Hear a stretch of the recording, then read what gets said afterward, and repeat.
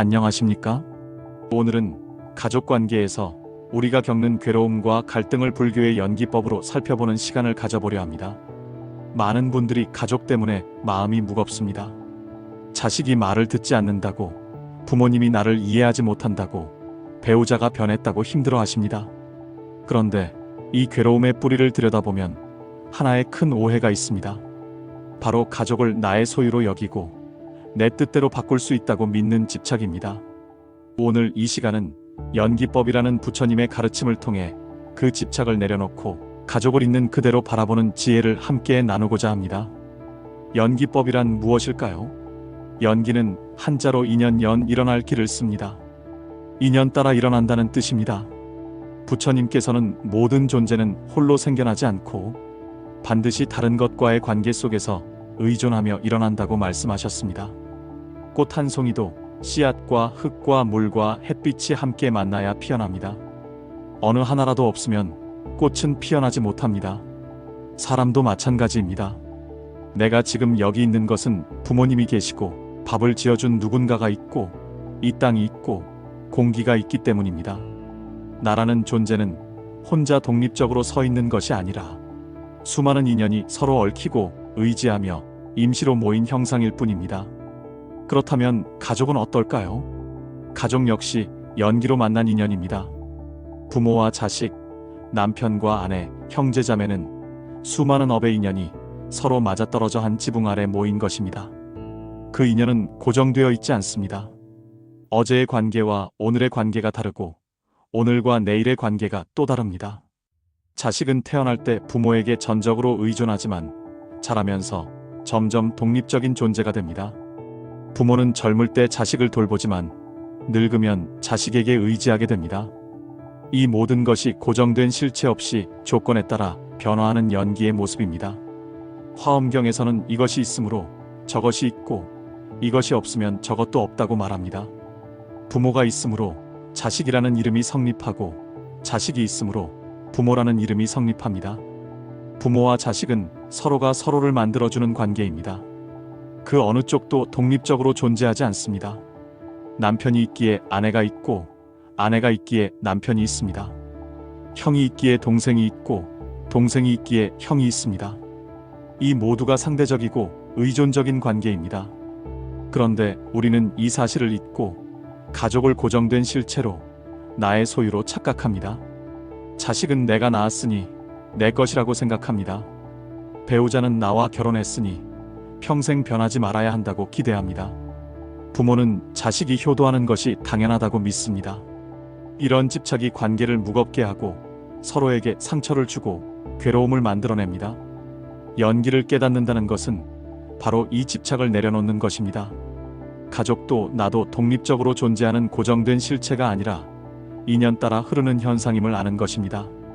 그렇게 보면 가족에게 요구하고 기대하는 마음이 줄어듭니다. 내 뜻대로 바꾸려는 집착이 사라집니다. 대신 있는 그대로의 모습을 존중하고 그 인연을 소중히 여기는 마음이 생겨납니다. 관계가 가벼워지고 자유로워지고 따뜻해집니다. 연기를 이해하면 집착이 사라지고 집착이 사라지면 괴로움도 함께 사라집니다. 이것이 부처님께서 연기법으로 우리를 자유롭게 하시려는 뜻입니다. 이제 구체적인 사례를 통해 연기법을 더 깊이 들여다보겠습니다. 한 어머니가 계셨습니다. 서울에서 작은 가게를 운영하시는 분이었습니다. 아들이 하나 있었는데 그 아들은 대학을 졸업하고도 취업을 하지 않고 집에서 게임만 했습니다. 어머니는 매일 아들에게 취업하라고 잔소리를 했습니다. 아들은 짜증을 내며 방문을 닫았습니다. 어머니는 밤마다 울었습니다. 내가 뭘 잘못했나? 내가 어떻게 키웠길래 아들이 저 모양인가 자책했습니다. 아들도 괴로웠습니다. 취업이 안 되는 것도 힘든데 엄마는 자꾸 압박하고 자신은 무능하고 쓸모없는 존재 같았습니다. 모자 관계는 점점 나빠졌습니다. 어느 날 어머니는 절에 찾아가 스님께 하소연을 했습니다. 스님은 조용히 들으시더니 이렇게 물으셨습니다.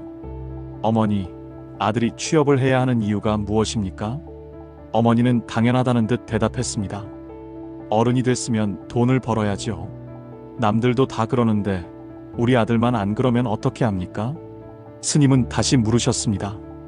그렇다면 어머니는 아들이 취업을 하지 않으면 무엇이 두렵습니까? 어머니는 한참을 망설이다가 말했습니다. 내가 죽고 나면 아들이 혼자 살아갈 수 있을지 불안합니다. 남들이 우리 집안을 무시할까봐 걱정됩니다. 내가 아들을 제대로 못 키운 나쁜 엄마 같아서 마음이 아픕니다. 스님은 고개를 끄덕이시며 말씀하셨습니다. 어머니, 지금 어머니가 힘든 것은 아들이 취업을 하지 않아서가 아닙니다. 아들을 나의 연장선으로 보고 아들의 인생이 곧 나의 성적표라고 여기기 때문입니다. 아들은 어머니의 소유가 아닙니다. 아들은 독립적인 인연의 흐름 속에 있는 한 사람입니다. 아들이 지금 취업을 하지 않는 것도 수많은 인연이 모여 만든 현재의 모습입니다. 그 인연 속에는 경제 상황도 있고 아들의 마음 상태도 있고 과거의 경험도 있습니다. 어머니 혼자서 그 모든 인연을 바꿀 수는 없습니다. 어머니가 할 수 있는 것은 아들을 믿고 기다리고 있는 그대로 받아들이는 것입니다. 그것이 연기를 아는 사람의 자세입니다. 어머니는 그 말씀을 듣고 깊이 생각했습니다. 내가 아들을 소유하려 했구나. 아들의 인생이 내 뜻대로 되어야 한다고 집착했구나. 그 집착이 나도 아들도 괴롭게 만들었구나. 어머니는 집에 돌아와 아들에게 말했습니다. 미안하다. 엄마가 너를 너무 조급하게 몰아붙였구나. 내가 내 속도대로 살아가면 된다. 엄마는 그냥 내가 건강하고 평안하면 좋겠다. 아들은 처음에는 의아해했지만 점차 마음이 열렸습니다. 압박이 사라지자 오히려 자신을 돌아볼 여유가 생겼습니다. 몇 달 후 아들은 작은 일을 시작했습니다. 그것이 꼭 대기업은 아니었지만 자신이 할 수 있는 일이었습니다. 어머니는 그것으로 충분했습니다. 모자 관계는 다시 따뜻해졌습니다. 이 이야기가 주는 교훈은 분명합니다. 가족은 나의 소유가 아닙니다. 가족의 인생은 내가 설계할 수 있는 것이 아닙니다. 각자는 자신의 업과 인연 속에서 자기 길을 갑니다. 우리가 할 수 있는 것은 그 흐름을 존중하고 필요할 때 옆에서 지지해주는 것뿐입니다. 바꾸려 하지 않을 때, 소유하려 하지 않을 때 관계는 오히려 더 건강해집니다. 이것이 연기가 알려주는 가족관계의 지혜입니다. 이번에는 또 다른 사례를 보겠습니다. 한 남편이 있었습니다. 결혼한 지 15년이 되었는데 아내가 예전 같지 않다고 불평했습니다. 결혼 초에는 자상하고 다정했던 아내가 이제는 말수도 적고 자기 일에만 몰두하고 남편에게 관심이 없어 보였습니다. 남편은 섭섭했습니다. 나는 변함없이 아내를 사랑하는데 왜 아내는 차갑게 변했을까? 내가 뭘 잘못한 걸까? 남편은 아내에게 따지기 시작했습니다. 당신 요즘 왜 이래? 예전에는 안 그랬잖아. 아내는 지쳤다는 표정으로 대답했습니다. 나도 힘들어요. 당신만 힘든 게 아니에요. 둘 사이는 점점 멀어졌습니다. 남편은 친구에게 하소연했습니다. 친구 중 한 명이 불교 공부를 하는 사람이었습니다. 그 친구는 연기법 이야기를 꺼냈습니다. 자네, 아내가 변했다고 하는데 자네는 변하지 않았나? 남편은 깜짝 놀랐습니다. 나는 변함없이 아내를 사랑하는데요. 친구는 고개를 저었습니다. 15년 전의 자네와 지금의 자네가 똑같나? 자네도 나이 들었고 직장 생활로 지쳤고 예전처럼 아내에게 섬세하게 신경 쓰지 못하지 않나? 아내도 마찬가지야. 15년 동안 살림하고 아이 키우고 자기 일도 하면서 많이 지쳤을 거야. 사람은 변해. 모든 것은 인연 따라 변해. 그런데 자네는 아내가 15년 전 그대로이길 기대하고 있는 거야.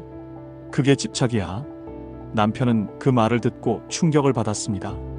내가 아내를 고정된 존재로 봤구나.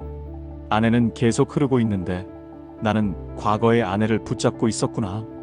남편은 집에 돌아와 아내를 새롭게 보려고 노력했습니다. 아내가 지금 무엇을 하고 있는지, 무엇이 힘든지, 무엇을 원하는지 물었습니다. 아내는 처음에는 경계했지만 남편이 진심으로 궁금해한다는 것을 느끼고 조금씩 마음을 열었습니다. 사실 나는 요즘 내 일에서 보람을 느끼고 있어요. 그런데 당신이 그걸 인정해주지 않는 것 같아서 서운했어요. 당신은 내가 예전처럼 당신만 바라보길 원하는 것 같았어요. 남편은 미안했습니다. 내가 너를 이해하지 못했구나. 너는 계속 성장하고 있었는데 나는 그걸 보지 못했구나. 둘은 다시 대화를 시작했습니다. 서로가 변했다는 것을 인정했습니다. 15년 전에 그 사람은 이미 없다는 것을 받아들였습니다. 그리고 지금의 서로를 새롭게 알아가기로 했습니다. 관계는 조금씩 회복되었습니다. 예전과 똑같이는 아니었지만 더 성숙하고 깊은 관계가 되었습니다. 이것이 연기를 아는 부부의 모습입니다. 서로가 고정되지 않고 변한다는 것을 알고 그 변화를 존중하고 지금의 모습을 있는 그대로 받아들입니다. 그럴 때 관계는 무너지지 않고 새롭게 이어집니다. 이 사례가 말해주는 것은 무엇일까요? 우리는 사람을 하나의 고정된 이미지로 기억합니다. 특히 가족에게는 더욱 그렇습니다. 엄마는 이런 사람, 아빠는 저런 사람, 아내는 이래야 하고 남편은 저래야 한다고 정해놓습니다. 그런데 사람은 매 순간 변합니다. 기분도 변하고 생각도 변하고 몸도 변합니다. 어제의 그 사람과 오늘의 그 사람은 엄밀히 말하면 다른 사람입니다. 불교에서 말하는 찰나생멸이 바로 이것입니다.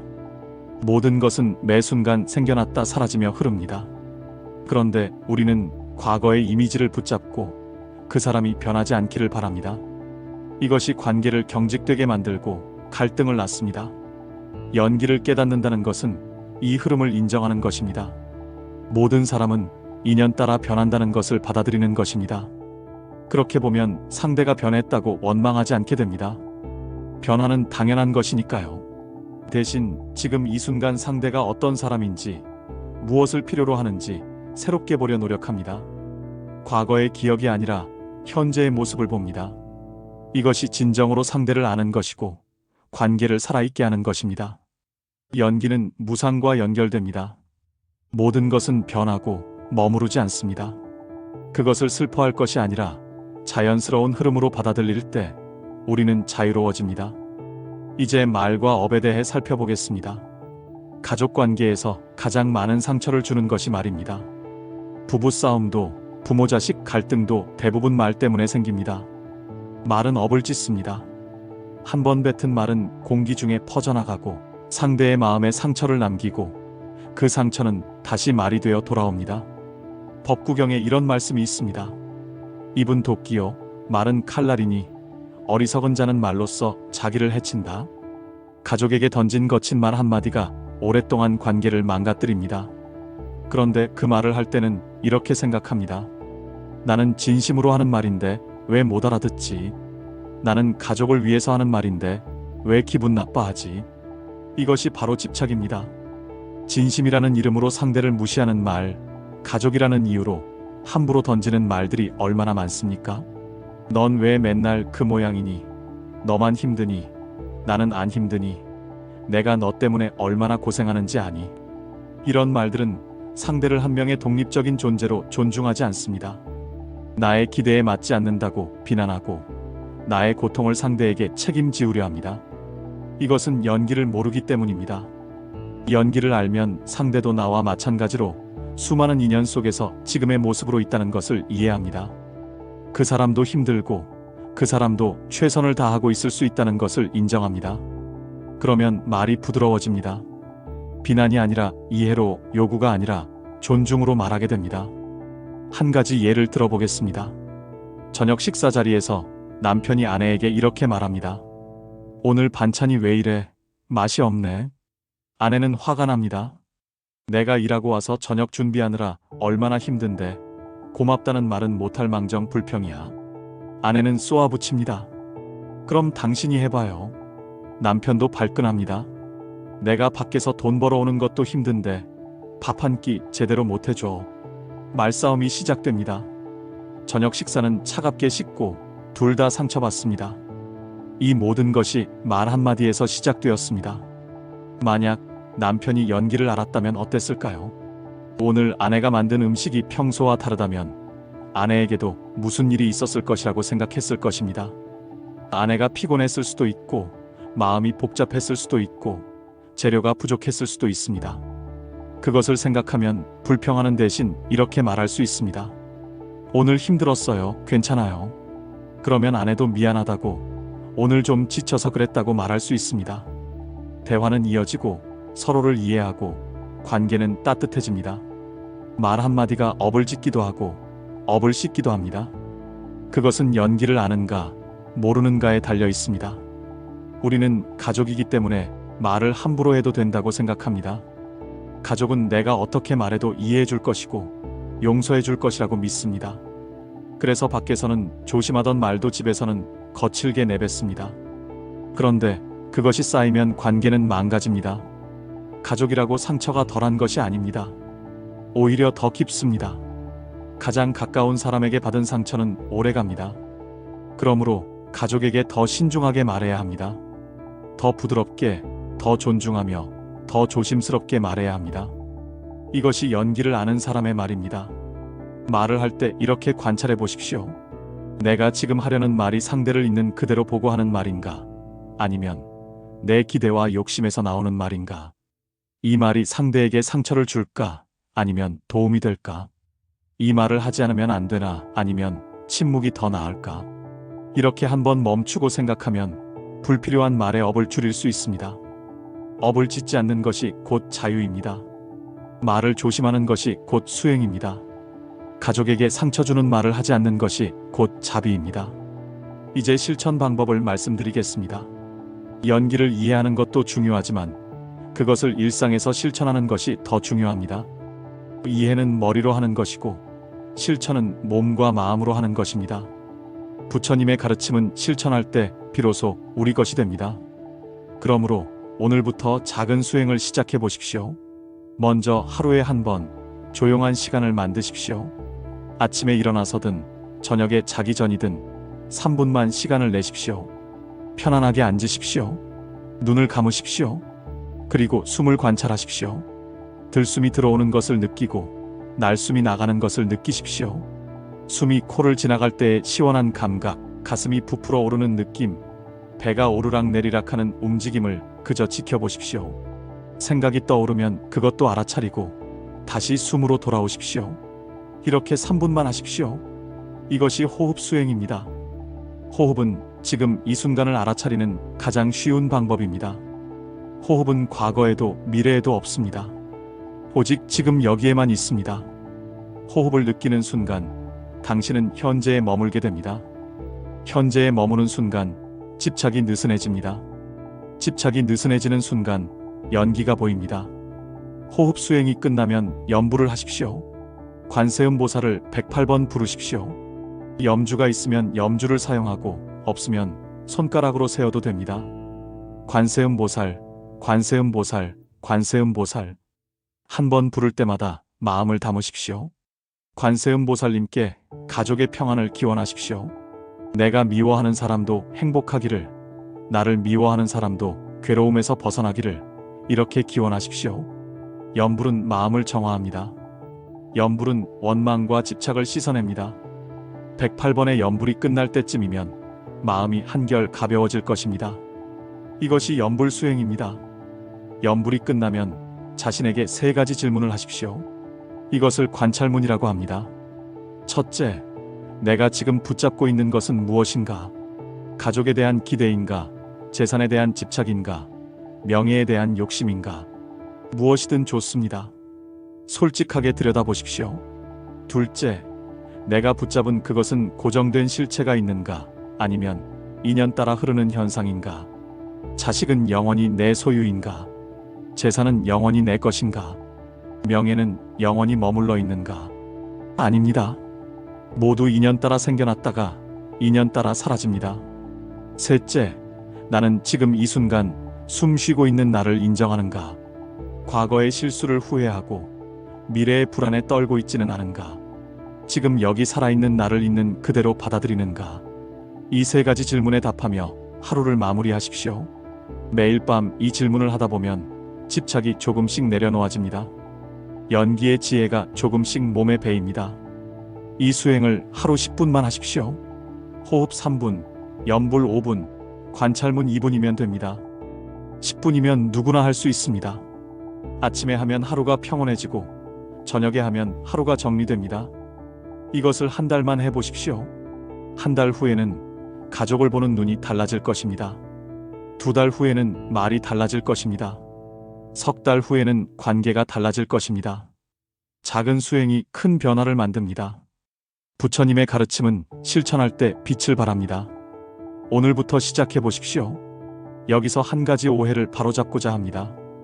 연기를 깨닫는다는 것이 가족을 포기하는 것은 아닙니다. 관계를 냉정하게 끊어버리는 것도 아닙니다. 오히려 반대입니다.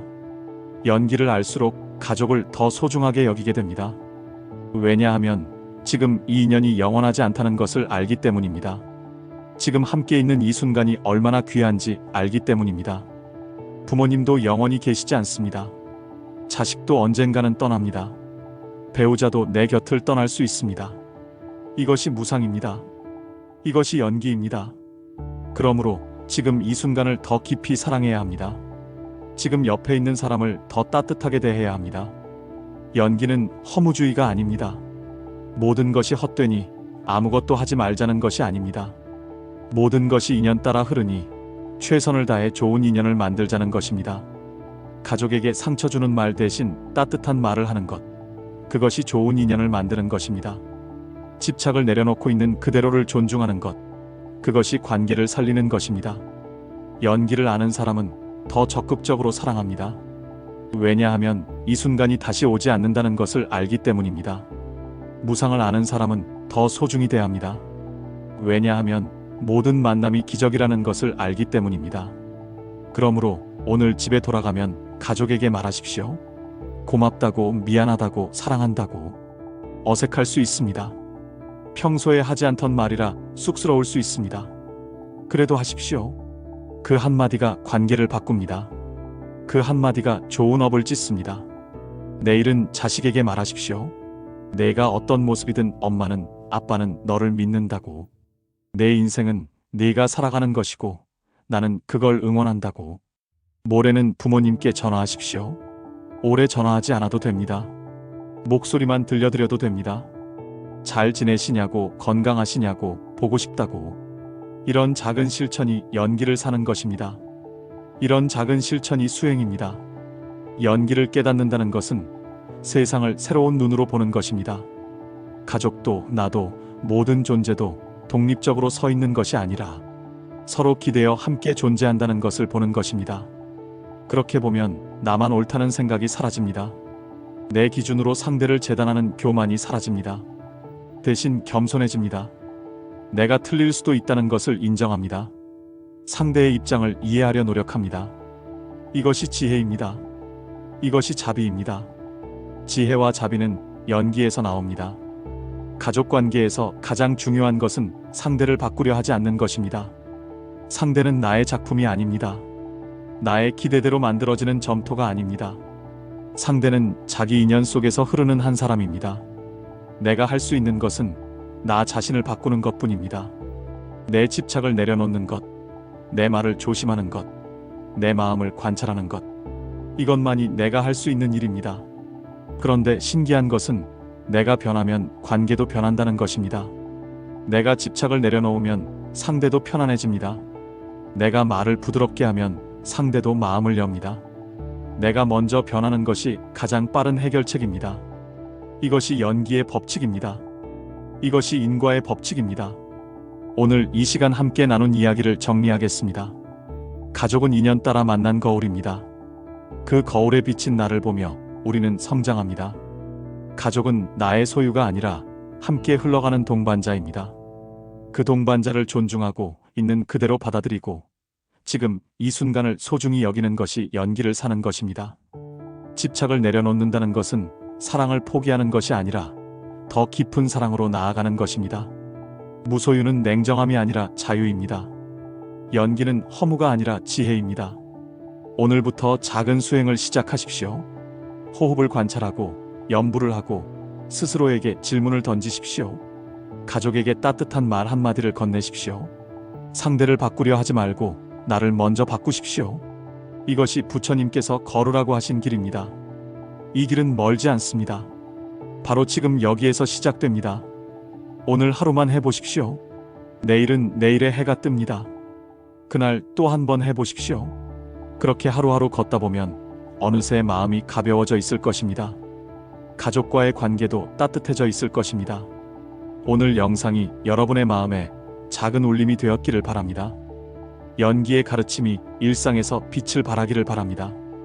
혹시 오늘 이야기가 도움이 되셨다면 댓글에 나무 아미타불 또는 관세음보살을 남겨주십시오. 여러분의 한 줄이 더 많은 이들에게 이 법문이 전해지는 인연이 됩니다. 구독과 좋아요도 부탁드립니다.